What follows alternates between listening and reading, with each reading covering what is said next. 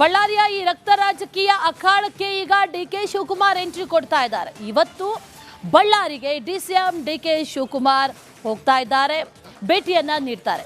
ಅಲ್ಲಿ ಈಗಾಗಲೇ ಪರಿಸ್ಥಿತಿಯನ್ನು ಅವಲೋಕನ ಮಾಡೋದಕ್ಕಾಗಿರ್ಬೋದು, ಜೊತೆಯಲ್ಲಿ ಈ ಘಟನೆಗಳೇನಾಯಿತು ಆ ಎಲ್ಲದರ ಮಾಹಿತಿಯನ್ನು ನೀಡೋದಕ್ಕಾಗಿರ್ಬೋದು, ವರದಿಯನ್ನು ನೀಡೋದಕ್ಕಾಗಿರ್ಬೋದು, ಇದೆಲ್ಲದಕ್ಕೂ ಕೂಡ ನಿಯೋಗವನ್ನು ರಚನೆ ಮಾಡಿದ್ರು. ಅಲ್ಲಿಂದ ವರದಿಯೂ ಕೂಡ ಬಂದಾಗಿದೆ. ಒಂದು ಕಡೆ ಇವತ್ತು ರೆಡ್ಡಿ ಬ್ರದರ್ಸ್ ಮೇಲೆ ಒಂದಷ್ಟು ಗಲಭೆಗೆ ಕಿಚ್ಚು ಹಚ್ಚಿಸಿದಂಥ ಆರೋಪ ಇದೆ.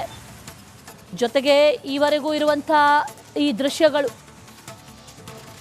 ಮತ್ತಷ್ಟು ದೃಶ್ಯಗಳು ಇನ್ನೂ ರಿಲೀಸ್ ಆಗುತ್ತಾ ಅನ್ನೋ ಪ್ರಶ್ನೆ. ಯಾಕಂದರೆ ಸಿಕ್ಕಾಪಟ್ಟೆ ವಿಡಿಯೋಗಳಂತೂ ಮಾಡ್ಕೊಂಡಿರ್ತಾರೆ ಗಲಾಟೆ ನಡೆದಂಥ ಸಂದರ್ಭದಲ್ಲಿ. ಒಂದೊಂದಾಗಿ ಈಗ ಹೊರಗೆ ಬರ್ತಾ ಇರೋದು. ಈಗ ಬಳ್ಳಾರಿ ಅಖಾಡಕ್ಕೆ ಡಿಕೆ ಶಿವಕುಮಾರ್ ಇವತ್ತು ಎಂಟ್ರಿಯನ್ನು ಕೊಡ್ತಾರೆ. ಡಿಕೆ ಶಿವಕುಮಾರ್ ಬಳ್ಳಾರಿಗೆ ತೆರಳಲಿದ್ದಾರೆ.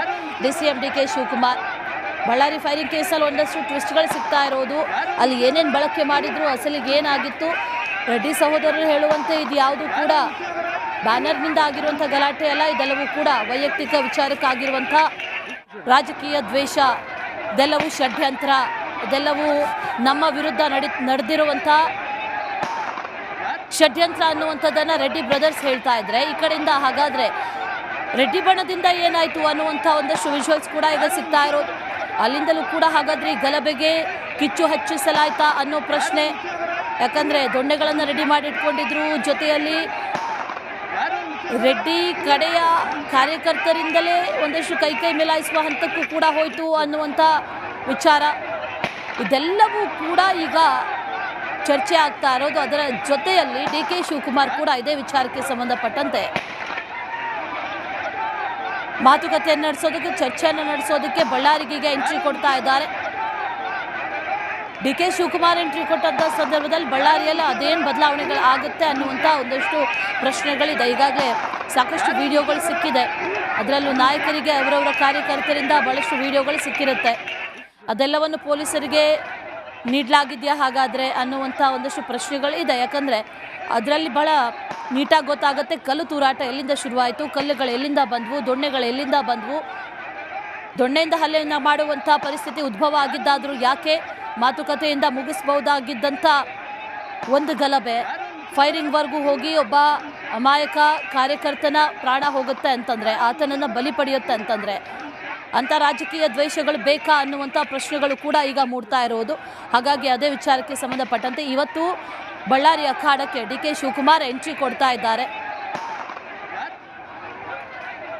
ಹಾಗಾಗಿ ಇವತ್ತು ಬಹಳ ಕುತೂಹಲಕ್ಕೆ ಕಾರಣ ಆಗ್ತಾ ಇದೆ. ನಿಯೋಗದ ವರದಿಯನ್ನು ಕೂಡ ತರಿಸ್ಕೊಂಡಿದ್ದಾರೆ ಡಿಕೆ ಶಿವಕುಮಾರ್. ಆ ವರದಿಯನ್ನು ಆಧರಿಸಿ ಹಾಗಾದರೆ ಇಲ್ಲೇನಾದರೂ ಕ್ರಮಗಳನ್ನು ಕೈಗೊಳ್ಳೋದಕ್ಕೆ ಸೂಚನೆಗಳನ್ನೇನಾದರೂ ಕೊಡ್ತಾರಾ ಅನ್ನೋ ಪ್ರಶ್ನೆ. ಅದರ ಜೊತೆಯಲ್ಲಿ ಈಗಾಗಲೇ ಒಂದಷ್ಟು ಜನರನ್ನು ಅರೆಸ್ಟ್ ಕೂಡ ಮಾಡಿದ್ದಾರೆ, ವಶಕ್ಕೂ ಕೂಡ ಪಡೆದಿದ್ದಾರೆ. ಗನ್ಮ್ಯಾನ್ಗಳನ್ನು ಕೂಡ ಅರೆಸ್ಟ್ ಮಾಡಲಾಗಿದೆ, ಅವರನ್ನು ಕೂಡ ವಶಕ್ಕೆ ಪಡೆಯಲಾಗಿದೆ. ವಿಚಾರಣೆ ನಡೀತಾ ಇದೆ.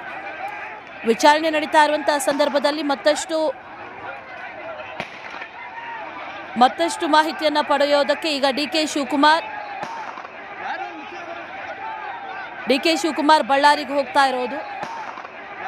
ಡಿಕೆ ಶಿವಕುಮಾರ್ ಹೋದ ನಂತರದಲ್ಲಿ ಅಲ್ಲಿ ನಾರಾ ಭರತ್ ರೆಡ್ಡಿ ಅವರನ್ನು ಭೇಟಿ ಆಗಬಹುದು. ಭೇಟಿಯಾಗಿ ಈ ಘಟನೆಗೆ ಸಂಬಂಧಪಟ್ಟಂಥ ಮಾಹಿತಿಗಳನ್ನು ಪಡಿಬಹುದು. ಮತ್ತೊಂದು ಅಲ್ಲಿ ಈಗಾಗಲೇ ಏನು ನಡೆದಿತ್ತು ಅನ್ನುವಂಥ ವಿಚಾರಕ್ಕೆ ಸಂಬಂಧಪಟ್ಟಂತೆಯೂ ಕೂಡ ವರದಿಯನ್ನು ತರಿಸ್ಕೊಂಡಿದ್ದಾರೆ. ಅದರ ಬಗ್ಗೆಯೂ ಕೂಡ ಚರ್ಚೆಯನ್ನು ಮಾಡಬಹುದು. ಮತ್ತೊಂದು ಮೃತ ರಾಜಶೇಖರ್ ಮನೆಗೂ ಕೂಡ ಇವತ್ತು ಡಿಕೆ ಶಿವಕುಮಾರ್ ಭೇಟಿ ಕೊಡ್ತಾರೆ. ಭೇಟಿ ಕೊಟ್ಟು ಅಲ್ಲಿ ಸಾಂತ್ವನವನ್ನು ಹೇಳ್ತಾರೆ. ಬೆಳಗ್ಗೆ ಇನ್ನೇನು ಕೆಲವೇ ಕ್ಷಣಗಳಲ್ಲಿ ಬೆಂಗಳೂರಿನಿಂದ ಹೊರಡ್ತಾರೆ ಡಿಕೆ ಶಿವಕುಮಾರ್. 10:30ಕ್ಕೆ ಹೊರಡ್ತಾರೆ ಅನ್ನುವಂಥ TP. ಆದರೆ ಆ ನಂತರದಲ್ಲಿ ಸಣ್ಣ ಪುಟ್ಟ ಬದಲಾವಣೆಗಳು. ಒಟ್ಟಾರೆಯಾಗಿ 12:30 ಸಂದರ್ಭದಲ್ಲಿ ರಾಜಶೇಖರ್ ಮನೆಗೆ ಭೇಟಿ ಕೊಡ್ತಾರೆ ಅನ್ನೋ ಮಾಹಿತಿ ಇದೆ. ಅಲ್ಲಿ ಭೇಟಿ ಕೊಟ್ಟು ಸಾಂತ್ವನ ಹೇಳಿ ಸಂಜೆ ಅಷ್ಟೊತ್ತರಲ್ಲಿ ಬೆಂಗಳೂರಿಗೆ ವಾಪಸ್ ಬರ್ತಾರೆ. ಈಗಾಗಲೇ ಸ್ಥಳಕ್ಕೆ ಭೇಟಿ ಕೊಟ್ಟಿದ್ರು HM ರೇವಣ್ಣ ಅವರ ನೇತೃತ್ವದ ಸಮಿತಿ. ಆ ಸಮಿತಿ ಒಂದು ವರದಿಯನ್ನು ಕೊಟ್ಟಿದೆ. ಆ ವರದಿ ಈಗಾಗಲೇ ಡಿಕೆ ಶಿವಕುಮಾರ್ ಕೈ ಸೇರಿದೆ. ಕೆಲವೊಂದು ಅಂಶಗಳು ಕೂಡ ಅದರಲ್ಲಿ ಗೊತ್ತಾಗಿದೆ. ಅಧಿಕೃತವಾಗಿ ಸಮಿತಿ ವರದಿಯನ್ನು ಇನ್ನೂ ಕೊಟ್ಟಿಲ್ಲ, ಆದರೂ ಕೂಡ ಇನ್ಸೈಡ್ ರಿಪೋರ್ಟನ್ನು, ಇನ್ಸೈಡ್ ಡೀಟೇಲ್ಸನ್ನು ಒಂದಷ್ಟು ಡಿಕೆ ಶಿವಕುಮಾರ್ ಬಳಿಯೂ ಕೂಡ ಹಂಚಿಕೊಂಡಿರೋದ್ರಿಂದ ಅದರ ಬಗ್ಗೆ ಏನು ಆ್ಯಕ್ಷನ್ ತಗೊಳ್ತಾರೆ ಅನ್ನೋ ಪ್ರಶ್ನೆ. ಸದ್ಯಕ್ಕೆ ಡಿ ಕೆ ಶಿವಕುಮಾರ್ ಇವತ್ತು 10:30ಕ್ಕೆ ಬಳ್ಳಾರಿಗೆ ಎಂಟ್ರಿ ಕೊಡ್ತಾರೆ. ಮೊದಲು ಮೃತ ಕಾರ್ಯಕರ್ತನ ಮನೆಗೆ ಭೇಟಿಯನ್ನು ನೀಡ್ತಾರೆ. ಆ ನಂತರದಲ್ಲಿ ಘಟನೆಗೆ ಸಂಬಂಧಪಟ್ಟಂಥ ಕಾರಣಗಳು, ಘಟನೆ ಯಾಕಾಯಿತು, ಇದೆಲ್ಲದರ ಸಮಿತಿ ನೀಡಿರುವಂಥ ಒಂದಷ್ಟು ವರದಿ, ಅಂದರೆ ಔಪಚಾರಿಕ ಅಂಶಗಳು ಒಂದಷ್ಟೇನು ಲಭ್ಯ ಆಗಿದೆಯಲ್ಲ, ಅದರ ಬಗ್ಗೆಯೂ ಕೂಡ ಚರ್ಚೆ ಮಾಡಬಹುದು ಅನ್ನೋ ಮಾಹಿತಿ. ಬಹಳ ಕುತೂಹಲಕ್ಕೆ ಕಾರಣ ಆಗ್ತಾ ಇದೆ. ನಿಯೋಗದ ವರದಿಯನ್ನು ಕೂಡ ತರಿಸ್ಕೊಂಡಿದ್ದಾರೆ ಡಿ ಕೆ ಶಿವಕುಮಾರ್.